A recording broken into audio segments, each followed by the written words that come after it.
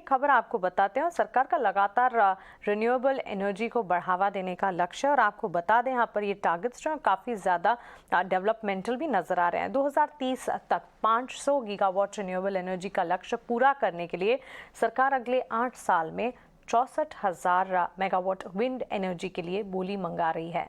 और आपको बता दें, विंड एनर्जी को लेकर कई सारे प्लान्स यहाँ पर डेवलप करने के बारे में सरकार सोच रही है। इस पर पूरा फोकस भी लगाया जा रहा है। क्या है ये प्लान्स और इससे जुड़े हुए डिटेल्स, आइए एक बार प्रकाश प्रियदर्शी से समझते हैं। प्रकाश, रिन्यूएबल एनर्जी पर तेजी से फोकस तो बढ़ रहा है, सरकार के ताज़ा प्लान्स क्या हैं? देखिए, विंड पावर जनरेट करने वाली कंपनियों के लिए बड़ी खबर है। दरअसल ministry of new and renewable energy ने 2 तरह के अहम फैसले किए हैं। जो पहला फैसला है वो दरअसल देश भर के अंदर विंड पावर प्रोजेक्ट की कैपेसिटी बढ़ाने के मकसद से है, और जो दूसरा फैसला है वो ये है कि जो पावर जनरेट होंगे इन प्रोजेक्ट से उसका प्रोक्योरमेंट किस तरीके से होगा, इससे संबंधित भी गाइडलाइंस जारी किए गए हैं। जहाँ तक कैपेसिटी का सवाल है, 2030 तक 60,000 मेगावाट की कैपेसिटी से भी ज़्यादा के विंड पावर प्रोजेक्ट्स इनवाइट किए जाएंगे, जो कि 8 राज्यों में होंगे।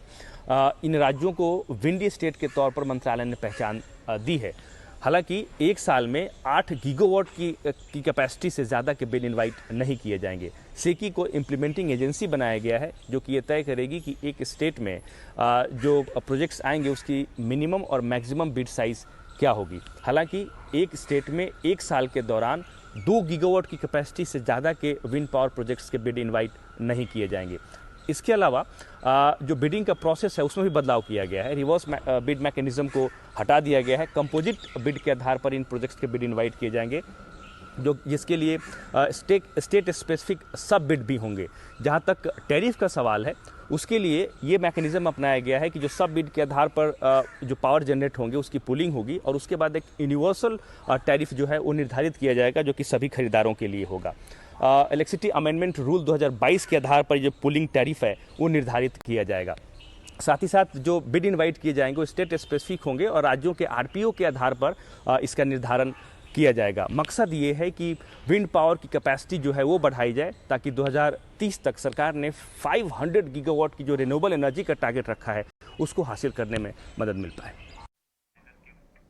विंड एनर्जी, विंड पावर की क्षमता को बढ़ाने पर सरकार का फोकस है, और ये फोकस इसलिए है क्योंकि 2030 तक 500 गीगावाट रिन्यूएबल एनर्जी का लक्ष्य सरकार बनाकर चल रही है। किन कंपनियों को इससे फायदा होगा? जो कंपनियां जनरेट करती हैं विंड एनर्जी और साथ ही बिक्री में भी है, और ऐसी कंपनियों के नाम में शामिल हैं INOX wind energy, JSW energy, Adani green जैसे स्टॉक्स। विकास, क्विकली एक बार इन स्टॉक्स पर आपकी राय जानना चाहेंगे, क्योंकि सरकार का बड़ा फोकस है। कई सारी खबरों के बीच ये स्टॉक्स रिएक्ट तो करते हैं, लेकिन टेक्निकली इनके चार्ट्स आपको कैसे दिखते हैं?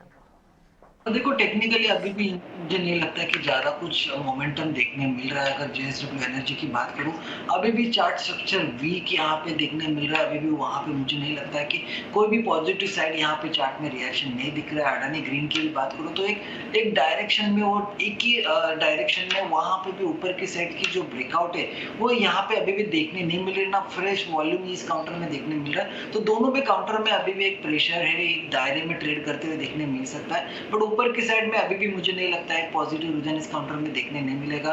एक चार्ट स्ट्रक्चर अभी भी वीक साइड में देखने मिल रहा है।